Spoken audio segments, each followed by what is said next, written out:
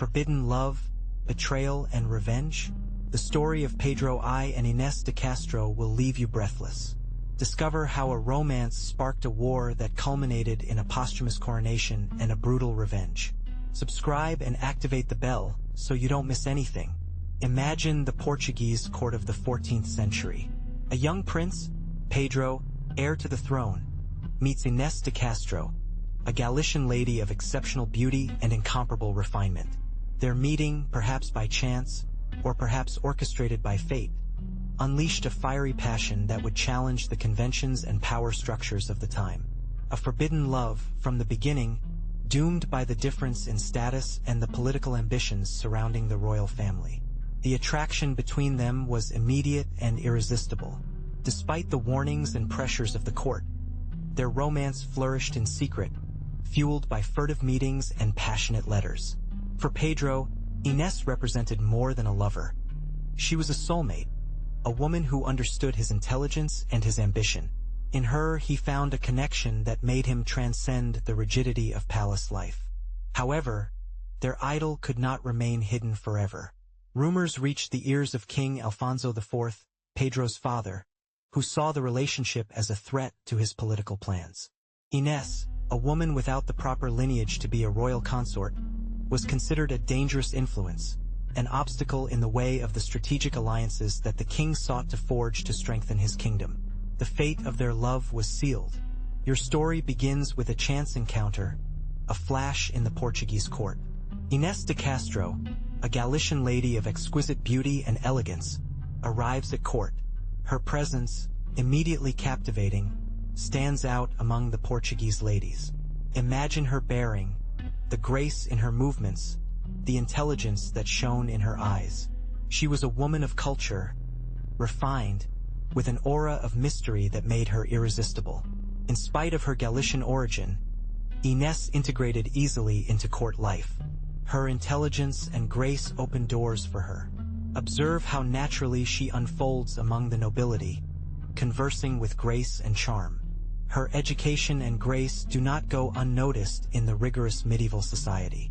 She is not a simple lady-in-waiting, but a woman with her own strength and personality. She thinks of the details, the sparkle of her jewels, the delicate lace of her dresses, the exquisite perfume that envelopes her. It is a vision of beauty and sophistication, in contrast to the rudeness of the time.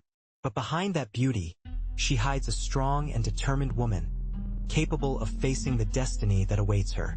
Her arrival in Portugal marks a before and after, not only in the life of Prince Pedro, but in history itself. But do you know who Prince Pedro really was? He was not just an heir to the throne, but a passionate, impulsive man, with a heart that beat strongly for Agnes.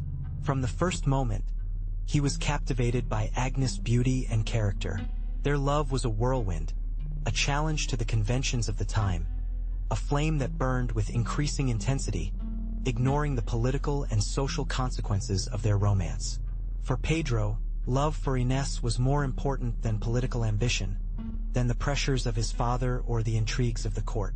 His passion was blind, a feeling that consumed him completely, clouding his judgment and making him take risky decisions that would forever mark his and Inés' destiny. It was a love that defied all norms, a love that made him act against his own self-interest. His determination to be with Inés, to protect and love her no matter the cost, defined his character. Pedro was willing to do anything for her, willing to face his own father, the court, and the consequences of his choice.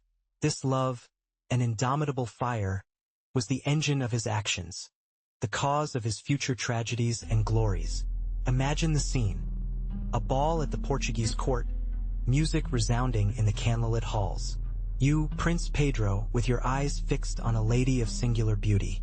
Inés de Castro, a Galician lady, elegant and mysterious, with a bearing that captivates you from the first moment. Her grace, subtlety, her gaze, everything about her attracts you irresistibly. The music envelopes you, but there is only one melody that matters: the beat of your heart as you watch her dance. You approach cautiously, overcoming the shyness that invades you when you find yourself in front of so much beauty. The scent of exotic perfumes and fresh flowers mingles with the slight trembling of your hands as you reach out to invite her to dance. Her eyes, dark and deep, reflect a mystery that intrigues you even more, feeding the fire that begins to burn inside you. What will be in that look? Will she accept your invitation? Her fingers, delicate and slender, rest on yours. A fleeting contact, but charged with electricity. It is the beginning of a silent dialogue, of glances that cross and intertwine, a language beyond words. At that moment, you know that your life has changed forever. The dance begins, and with it, a love story destined to defy convention and write its name in history. Their gazes met, an invisible spark bringing them together amidst the hustle and bustle. A dance, a furtive conversation, an exchange of complicit smiles. The real protocol vanished before the intensity of that nascent feeling. Agnes, with her captivating beauty, and you, the prince, heir to the throne, initiating a forbidden romance, a secret that you both knew could have devastating consequences. Clandestine meetings became a necessity, an escape from the oppressive formality of the court. Night gardens, moonlit walks, whispers in the ear. Every encounter was a risk, a challenge to social conventions and to the wrath of King Alfonso, your own father. Love flourished in secrecy, fueled by passion and danger. Letters written with invisible ink, messages hidden in flowers, furtive encounters in the most secluded corners of the palace. Your love for Ines became a web of secrets, a labyrinth of white lies and furtive encounters. A dangerous game where the stakes were everything. The risk of being discovered was constant, but the intensity of your love surpassed everything. The open secret became a reality. Ines gave birth to her first son, Alfonso, a direct challenge to the legitimacy of the crown. Pedro's joy contrasted with the growing tension in the court.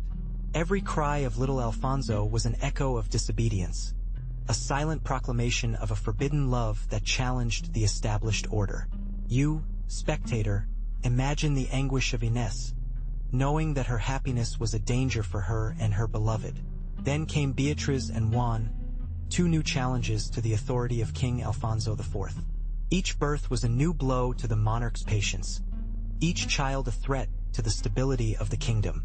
You see, the possibility of an illegitimate succession fueled discontent and conspiracy. The murmurs in the palace corridors grew louder and louder, more threatening. The shadow of treason loomed over them. The love of Pedro and Ines had created a family, but also a powerful threat. The children, irrefutable proof of their forbidden passion, were becoming key pieces in a dangerous political game. Each of them was a promise for the future, but also a seed of conflict, a spark that could ignite a devastating war. Could they survive the coming storm? The Castilian nobility, with their powerful family ties and political ambitions, saw the romance of Pedro and Ines as a threat. The birth of Ines' illegitimate children put in check the succession to the Portuguese throne, an issue that directly affected them. For them, the influence of a Galician woman without ancestry was unacceptable. They began to weave a web of intrigues, whispering in the ears of King Alfonso IV, painting Ines as a dangerous woman, capable of conspiring against the crown. Her words, loaded with venom, sowed doubt in the heart of the king, a man torn between his duty and his affection for his son. Pressure from the nobility was relentless, and the prospect of civil war with the support of Castile was too great a threat to ignore. The Castilian nobles, skilled manipulators, pledged their loyalty to Alfonso in exchange for the elimination of Ines, presenting her as the only solution to avoid a full-scale conflict. You could imagine the atmosphere at court. The latent fear, the furtive glances, the hushed conversations, all pointing to the same inevitable conclusion. Ines, oblivious to the conspiracy that was being hatched around her, enjoyed the company of her children, unaware of the danger that loomed over her. The threat of the Castilian nobility was not only a question of power, but a struggle for the stability of the kingdom, a struggle in which Ines would become the necessary sacrifice. For Alfonso IV, the future of Portugal was at stake. To see his son, the heir to the throne, So deeply in love with a woman who did not belong to the Portuguese nobility was a direct threat to the stability of the kingdom. Inés de Castro, with her growing influence over Pedro, represented a danger to the political alliances carefully woven by the king, who feared a break with the powerful Castilian nobility. The illegitimate children of Pedro and Inés were another thorn in the king's heart. These children, born out of wedlock, represented a serious threat to the legitimate line of succession, and could provoke conflicts and civil wars after their death. Alfonso feared that Inés' ambition, driven by Pedro's love, could lead to a rebellion or an attempt to usurp the throne. Pressure from the Castilian nobility, concerned about Inés' influence and the possible weakening of their ties with Portugal, added to Alfonso's worries. The king was caught between his duty to the kingdom and his love for his son. The decision he would make would have devastating consequences, not only for Agnes, but also for the future of Portugal. The Portuguese court was divided. The nobles, fearful of Agnes' growing power and influence over Prince Pedro, began to conspire. You could see whispers and furtive glances fill the corridors of the palace. The future of Portugal, for many, was tied to political stability, and Agnes, with her Galician ancestry, represented a threat to that stability. To them, she was a mere lady-in-waiting, not a potential queen. Alfonso IV, your father-in-law, felt increasingly under pressure. Loyalty to his son was pitted against the need to protect the kingdom. Pedro's love for Inés, a love that seemed to cross any boundary, was becoming a dangerous obstacle for the future of Portugal. Palace intrigues were intensifying, creating an atmosphere of fear and distrust. The king was torn between filial affection and the duty of his crown. You, as a spectator of these events, are witness to a human drama on a grand scale. The conflict between Peter's passionate love and the demands of royal power was becoming increasingly irresolvable. The stakes were high. The future of a kingdom, the life of a woman, and the broken heart of a prince. Fate seemed to play a cruel game of chess with its human pieces. Whispers became veiled threats. You watched as the nobles, powerful and envious, met in secret, their faces hidden behind fans and cloaks. You imagined their conversations, full of rancor and plans to get rid of Agnes, the woman who had become a thorn in the heart of the Portuguese nobility. You felt the tension in the air, a harbinger of the storm to come. Every sidelong glance, every biting comment, was a poisoned stab at Agnes. You sensed the fear in her eyes, the fragility hidden behind her stunning beauty. Rumors spread like the plague, exaggerating her influence over Pedro and painting her as a dangerous foreigner seeking power. The conspiracy wove its web, each thread a palpable threat. King Alfonso IV, though he loved his son, was no stranger to court pressures. You saw the internal struggle in his face, the conflict between paternal love and the need to maintain the order and power of the crown. The possibility that Agnes, a simple Galician lady, would become queen was unacceptable to many. The threat to the stability of the kingdom was becoming increasingly real, fueled by growing opposition and palace intrigues. You see Alfonso IV, the king, with the heavy crown on his head, worried. It is not just a forbidden love, but a threat to his kingdom. Inés, a Galician of noble birth, but without the political power to challenge the Portuguese court, has become a pawn in a much larger game. Her influence over Pedro, the heir, is growing, and that unsettles the nobles who see their own ambitions threatened. The powerful counts and dukes, accustomed to influencing the court, now see their power waning. Agnes, without titles or an army of her own, represents an insidious threat, indirect influence over the future king. Her whispers at court become more insistent, her actions more audacious.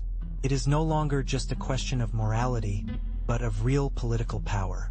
The stability of the kingdom, so fragile at the time, was shaky. A weak king, an heir influenced by a woman without formal power. It was a formula for chaos. The pressure on Alfonso IV increased. His advisors remind him of the danger that Agnes represents for the royal succession, for internal peace, and for the very future of Portugal. The decision he must make is not a simple one. It is a choice between the love of his son and the future of his kingdom. The tension in the council chamber was palpable. You see the nobles gathered, their faces lit by candles, reflecting their diverse opinions. Some whispered about the need to maintain peace with Castile, while others, loyal to Alfonso IV, saw Agnes as a threat. The king, with his eyes fixed on the ground, seemed to weigh every word, every argument, every possible consequence of his decision. The weight of the crown, the weight of the kingdom, seemed to crush him. One after another, the councillors made their arguments. They spoke of betrayals, of broken alliances, of the power of Castile and the fragility of his own kingdom. You watch as the discussion becomes increasingly heated, voices raised, the tension cut with a knife. The fate of Ines seemed to hang by a thread on the final decision of the king, a man torn between filial love and duty to his kingdom. Finally, after what seemed like hours, Alfonso IV makes a decision. His voice, though firm, cracks slightly. You feel the gravity of the moment, the inevitability of what is about to happen. The sentence is cold, impassive, a blow of reality that falls on the room like a stone slab. The silence following the decision is even heavier than the previous discussion. Ines' fate is sealed. King Alfonso, with a stern face, pronounced the sentence. You watch as the news spreads like a poisonous whisper through the room, freezing those present in a mixture of awe and fear. Alfonso's gaze, cold and implacable, settles on Ines. Her fate was sealed, a sacrifice on the altar of politics and noble ambition. No pleas could move the monarch. Pedro's arguments, desperate and impotent, were lost in the cold determination of his father. You witnessed the fragility of Ines' beauty in the face of impending misfortune, her gaze reflecting despair and incomprehension in the face of injustice. The Galician noblewoman becomes a victim of the political maelstrom. The order was executed with the brutal efficiency that characterized the era. You watch the scene, a heartbreaking sight that will forever be engraved in your memory. Royal guards, impassive, surround Agnes.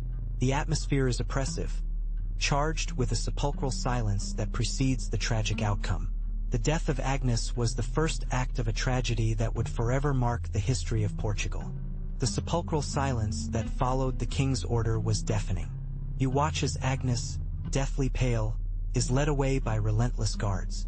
Her eyes, filled with infinite sadness, roam the room, searching for a glimmer of hope, a helping hand to save her from her fate. But all she finds are expressionless faces, immersed in fear or indifference. Their beauty, once radiant, fades under the weight of the impending tragedy. In a gloomy room, far from the brightness of the court, her executioners await her.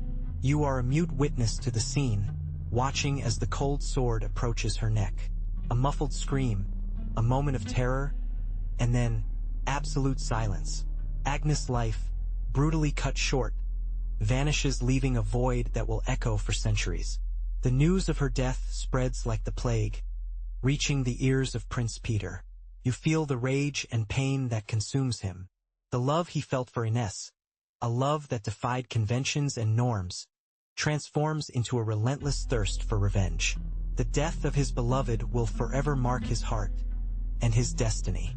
The news came to Pedro like a dagger blow. Pain flooded him, a wave of cold rage that froze his blood.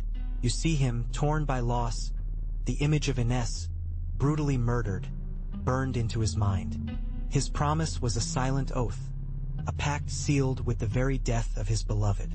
Revenge, that would be his only obsession. The prince, once jovial and passionate, was transformed. His countenance hardened, his eyes darkened with deep pain and an unquenchable thirst for justice.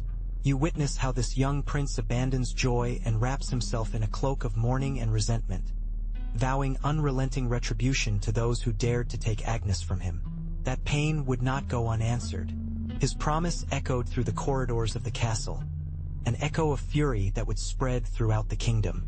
You feel the tension in the air, the latent promise of a coming storm. The death of Agnes was the trigger, the beginning of a spiral of revenge that would forever mark the history of Portugal. The Portuguese court became too painful a place for Pedro. The constant memory of Agnes, the betrayal of his own father, pushed him into self-exile. He moved away from Lisbon, seeking a refuge where the pain could heal, if only a little. In that forced retreat, the initial rage slowly transformed into a cold determination. You see him, in the midst of solitude, beginning to plot his plan for revenge. Exile was not a period of weakness, but of strategy. Each day, as he dealt with his grief, Peter wove a web of alliances, gaining the support of nobles who shared his pain or saw in him a political opportunity. Cautiously, he was building the foundations of his future, a future where justice, according to his vision, would prevail. He, the grief-stricken prince, was becoming something more. His time in exile allowed him to analyze every detail of the conspiracy that had led to Agnes' death. You see him mentally going over every name, every move, every betrayal. His mind sharpened like a knife, each memory becoming one more piece of a puzzle that revealed the truth, and with it, the path to revenge. A meticulous plan, cold and calculated, began to take shape. Exile had given you time to think, to plot your revenge. The news of the death of Alfonso IV came as a whisper at first, then as a thunderclap echoing in your soul. The old king, your father, the man who had taken Ines from you, was dead. The road to justice, or what you considered justice, was open. You returned to Portugal, not as an exiled prince, but as the rightful heir to the throne. The crown awaited you, but not only that. The opportunity to honor the memory of Agnes, to punish those who had participated in her assassination, awaited you. Their faces, engraved with fire in your memory, drove you forward. Power had come to you, but the thirst for vengeance was even stronger. The crown was not a symbol of greatness, but an instrument of your purpose. Every step you took brought you closer to the moment of truth, to the moment when justice, according to your vision, would prevail. The death of Alfonso IV was not an end, but the beginning of a new chapter, dark and bloody. The mourning for Alfonso IV had barely begun when you, Pedro, were in Lisbon, claiming your right to the throne. The nobility, divided in their loyalties, watched cautiously.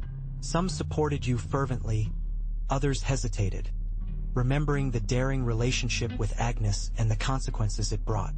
But the strength of your claim, backed by the weight of your lineage, was inevitable. Your coronation was a lavish event, an attempt to leave behind the shadow of discord and consolidate your power. The streets of Lisbon were filled with people, a mixture of jubilation and apprehension. You, with the crown freshly placed on your head, swore allegiance to your kingdom, but in your eyes, only those who knew you well could see the fire of vengeance still smoldering. The first months of your reign were dedicated to consolidating your position. You appointed your allies to key positions, secured control of the army, and began to reward those who had supported you during the years of uncertainty. But the memory of Agnes was still present, a silent reminder of the promise you had made to yourself.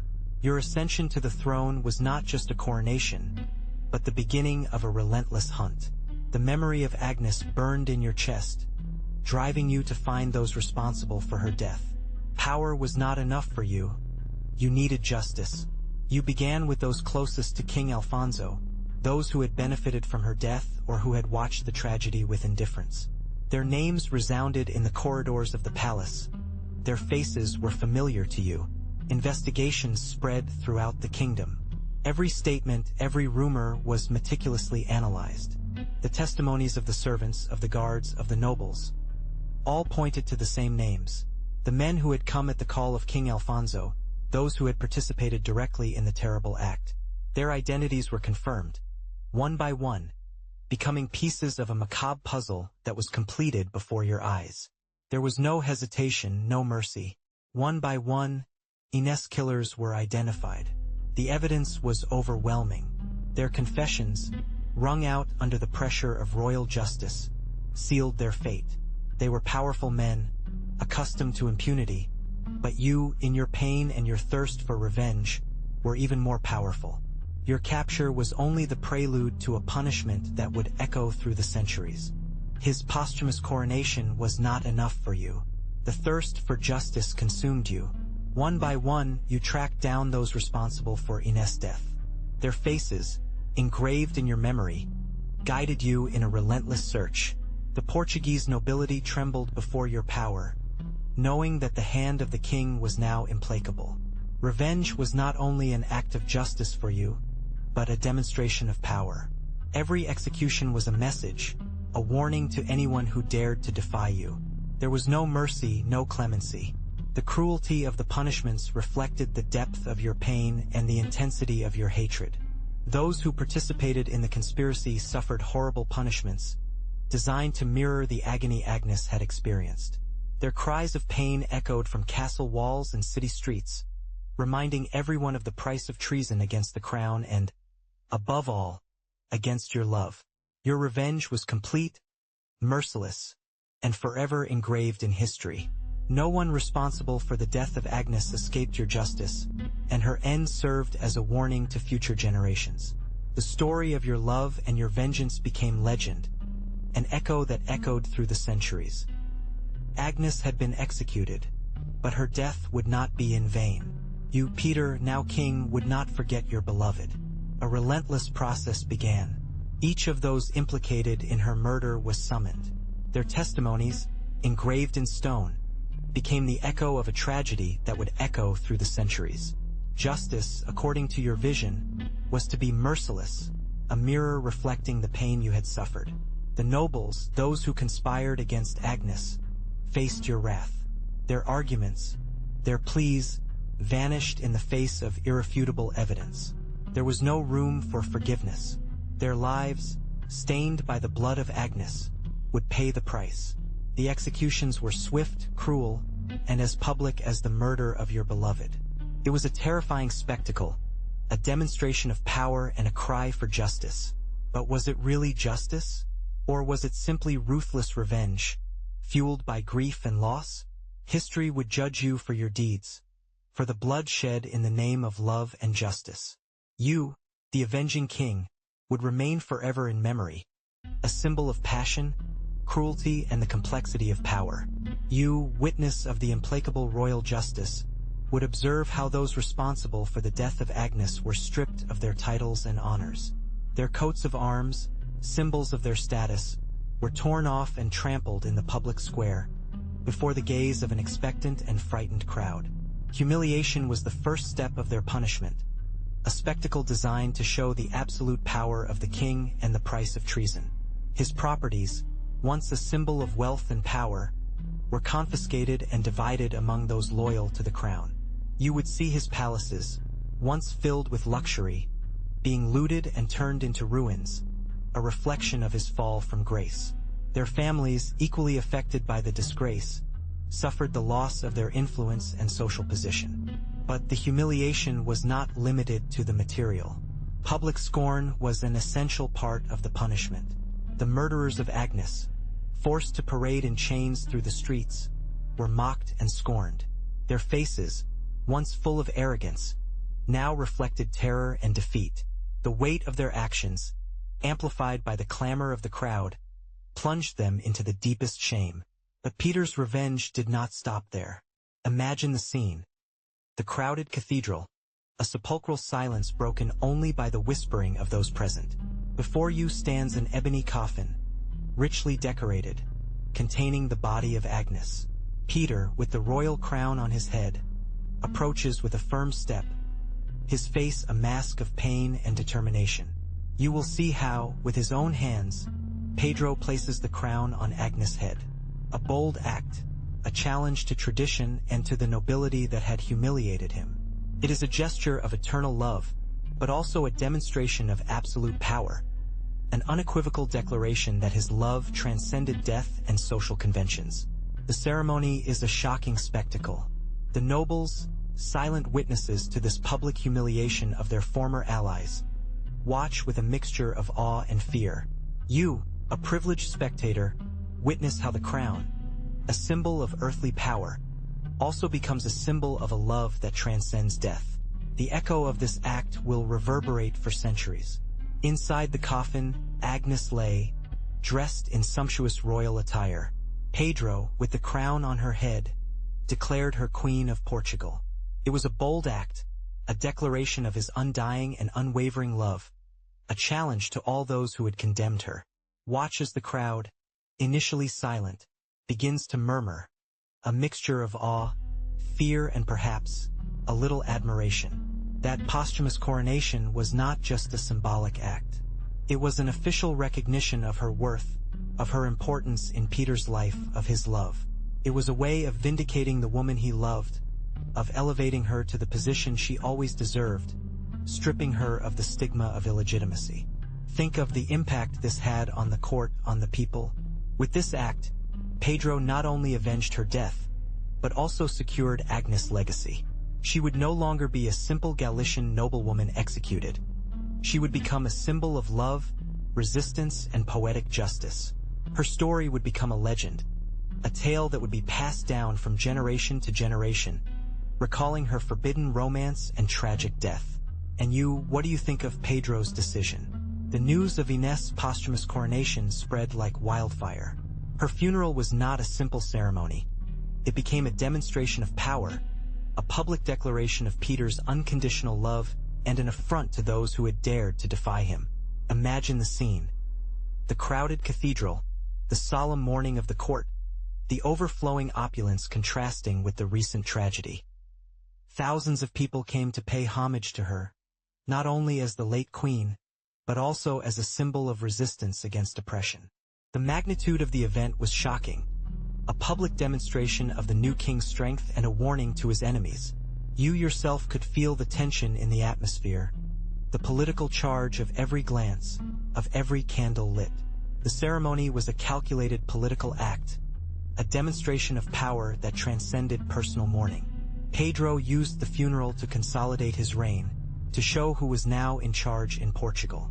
Every detail, from the royal coffin to the funeral procession, was carefully orchestrated to send a clear and forceful message to his opponents.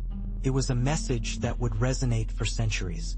You see, you yourself, the Abbey of Alcobaça was transformed into a setting worthy of a king.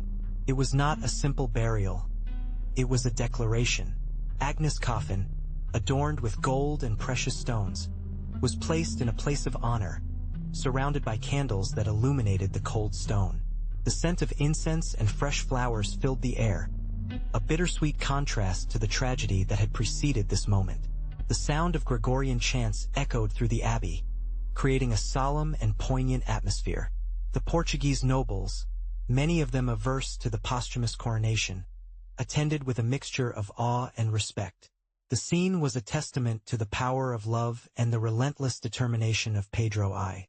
And you will be shocked to know that next to the coffin, royal crowns were laid, an unmistakable symbol of her elevation to queen. The consecration of her memory was total, a public declaration of love, power, and justice that would resonate through the centuries. Agnes, the Galician lady, became queen, even in death. You see, the coronation of Agnes was not just a symbolic gesture. It was a political earthquake. Suddenly, the legitimacy of Pedro I and his reign were reinforced by such a bold act, which resonated in every corner of the kingdom. His enemies, those nobles who had defied him or who had supported his father, suddenly found themselves in a much weaker position. The image of Agnes, a woman unjustly executed, made queen, was powerful, almost sacred. Imagine the shock. Those who had participated in Agnes' death now faced not only the fury of a vengeful king, but also the weight of public opinion, which saw in the posthumous coronation an act of divine justice. The legitimacy of their actions, which had once seemed justified by politics, now faded before the image of a martyred saint.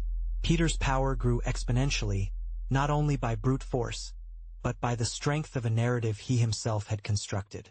The coronation of Agnes not only shifted the balance of power, but also redefined the historical narrative.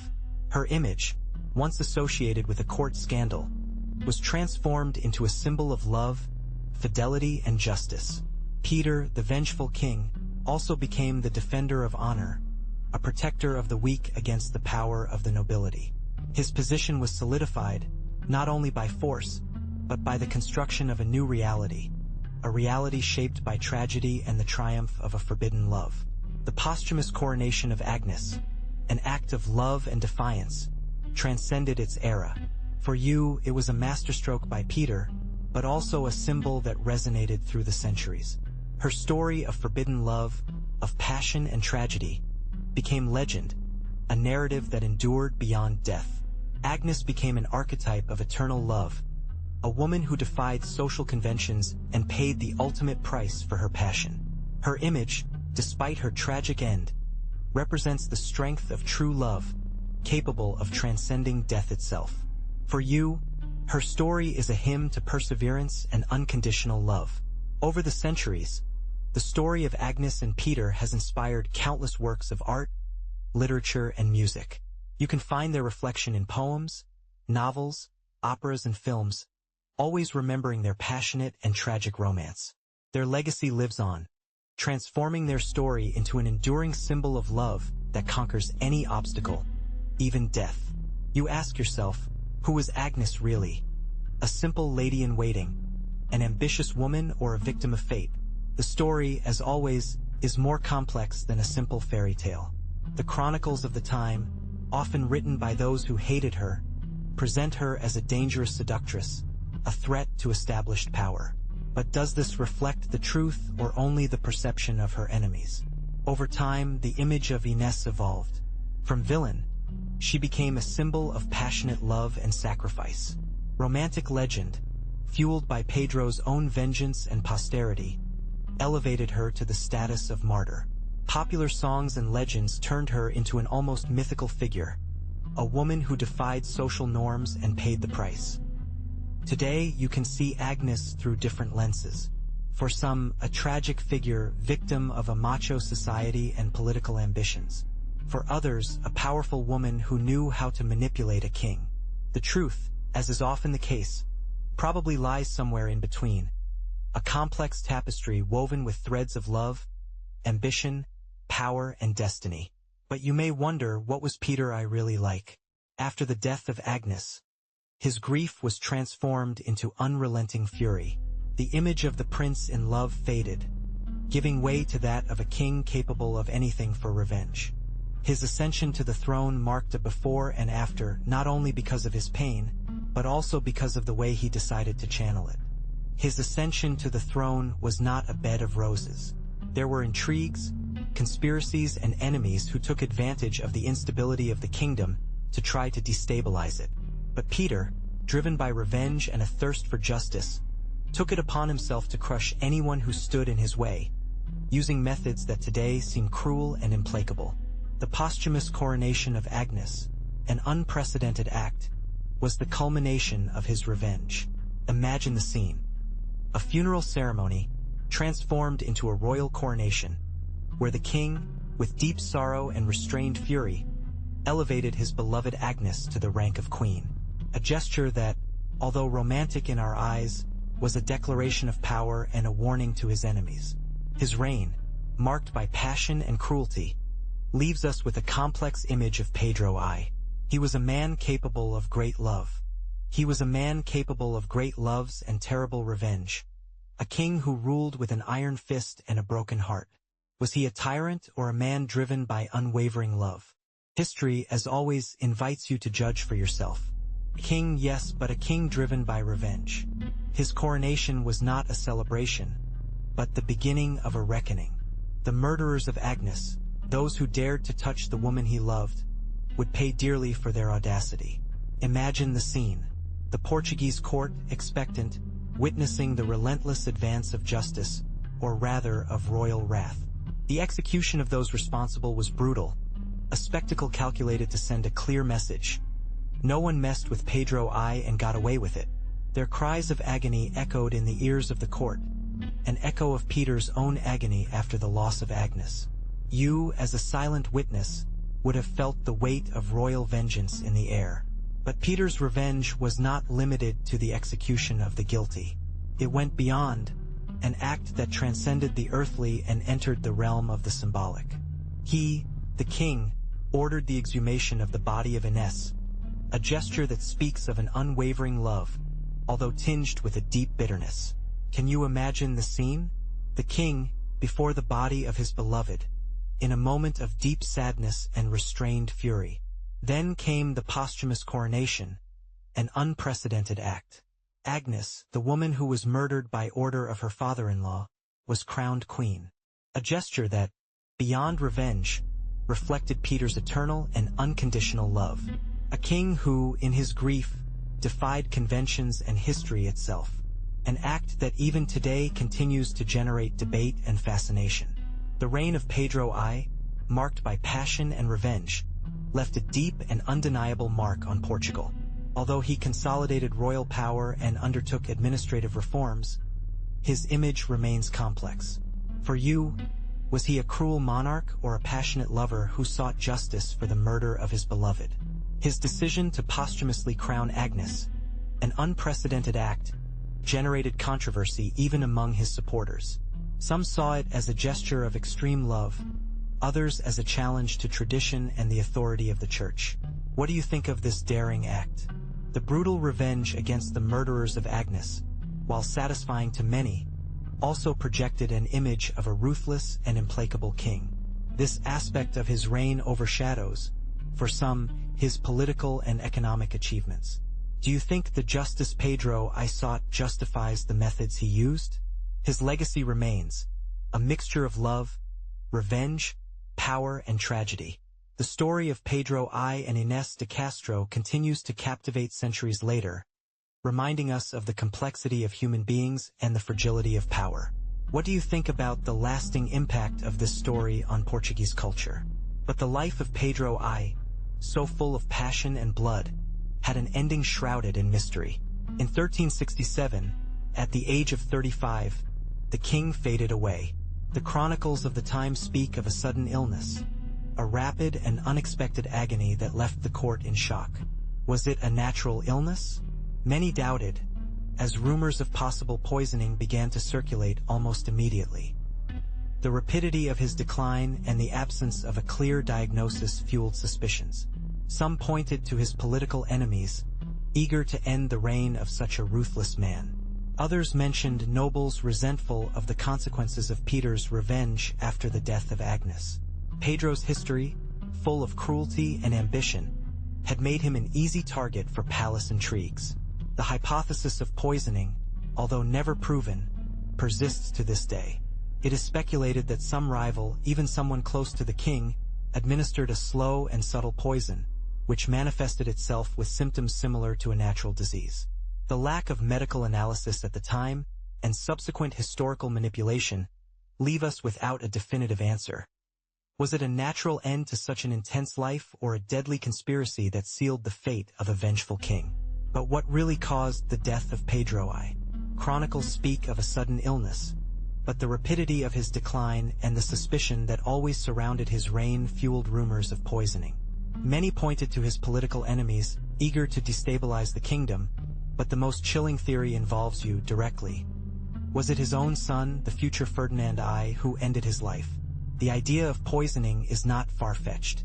Ferdinand, still young, craved power, and the death of his father opened the way to the throne. The lack of an autopsy at that time makes confirmation difficult, but the rapidity of the illness, its intensity, and the absence of a clear diagnosis fueled suspicions. There was speculation about a fast-acting poison, perhaps administered in wine or food, something subtle that would not arouse immediate suspicion.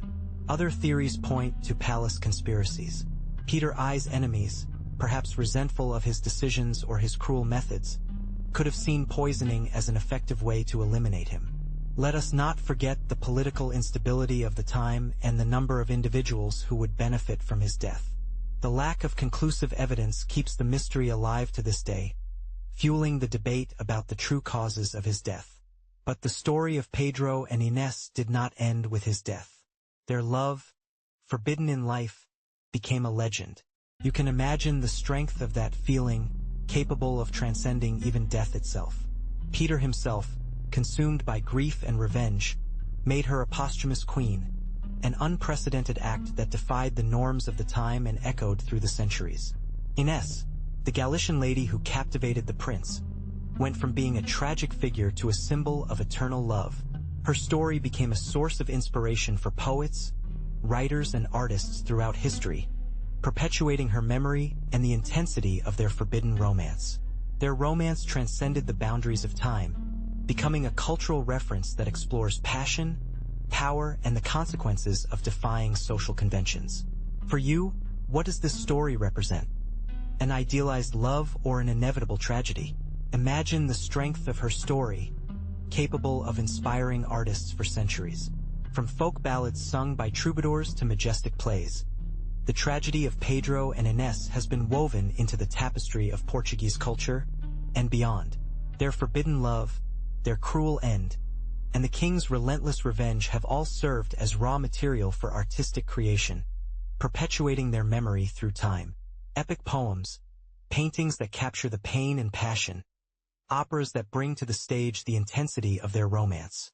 Each interpretation adds its own perspective, enriching the legend. Think of how many artists have found in her story an inexhaustible source of inspiration, a human drama that transcends the boundaries of time and geography. Even today, the story of Pedro and Ines continues to captivate. Novels, films, series, new versions renew the fascination for their tragic love story, demonstrating the enduring influence of their legacy in art and culture. Her story lives on, not only in history books, but in the works of art that perpetuate it. Think of the power of her story, capable of inspiring artists for centuries. From popular ballads sung by troubadours to majestic plays, the tragedy of Peter and Agnes has been perpetuated in literature. Authors of all ages have found in their forbidden romance and tragic death an inexhaustible source of inspiration, creating works that have transcended time. Historical novels have recreated the Portuguese court of the 14th century, showing the political intrigues and the passionate love of Pedro and Ines. Imagine the intensity of the scenes, the palpable tension between the characters, the conspiracies woven in the shadows. Authors have explored the psychology of each character, revealing their fears, their desires, their motivations. Epic poems have sung the beauty of Ines and the heartbreaking pain of Pedro. Verses that evoke the splendor of the court, the horror of the execution, the implacable vengeance of the king. Poetry has captured the very essence of this tragic story, conveying deep emotions through vivid imagery and powerful metaphors. From sonnets to narrative poems, the story has found its most sublime expression in the poetic word. And, of course, the theater. Plays have brought history to the stage, allowing generations of viewers to relive the tragedy through performance. Imagine the scenes of forbidden love, the political tension, the cruelty of revenge. Theater has provided an immersive experience, allowing the audience to connect emotionally with the story and its characters. And speaking of reaching a wider audience, have you thought about how this passionate story has been captured on the big screen? From silent films to modern productions, the tragedy of Peter and Agnes has captivated filmmakers from different eras. Imagine the different interpretations that have been made of the character of Agnes, from an innocent victim to a cunning and ambitious woman. Each film version offers a unique perspective on this story of love and power. Remember that cinema, being a visual medium, allows you to see with your own eyes the majesty of the Portuguese court, the palace conflicts, and the tension between the characters. Think of the intensity of the scene of their secret meeting, or the cruelty of Ines' execution. All of this captured in images that transport you to that turbulent past. While there are no perfect adaptations, each film offers a different reading of the story. Some focus more on romance, others on political intrigue, and some even add fictional elements to heighten the drama. What is important is that each film version allows us to explore different facets of this fascinating story, and to reflect on its consequences. And so the story of Pedro and Ines, a tragic romance that defied the conventions of its time, continues to resonate in the collective memory. Over the centuries, their legend has inspired countless works of art, books, and films, keeping alive the flame of their forbidden passion. Can you imagine the strength of a love capable of transcending death itself? The image of Agnes, posthumously crowned, became a symbol of eternal love and poetic justice, a reminder of the power of love even in the face of the most extreme adversity. Her story reminds us that some loves are so powerful that they transcend the barriers of time and death. But beyond the romanticism, the story of Pedro and Ines raises questions about power, ambition, and the price of revenge. Pedro's cruelty, although justified by many over the centuries, invites us to reflect on the limits of justice and human nature. Do you think his revenge was justified? His legacy persists not only as a romantic tragedy, but as an example of the complexity of power relations in the Middle Ages. A tale that reminds us that human passions, in their intensity, can transcend the limits of time and history itself. What does this story leave you thinking? I hope you enjoyed this gripping story. If you liked it, like it and subscribe for more. What do you think about the legacy of Pedro I? Leave it in the comments.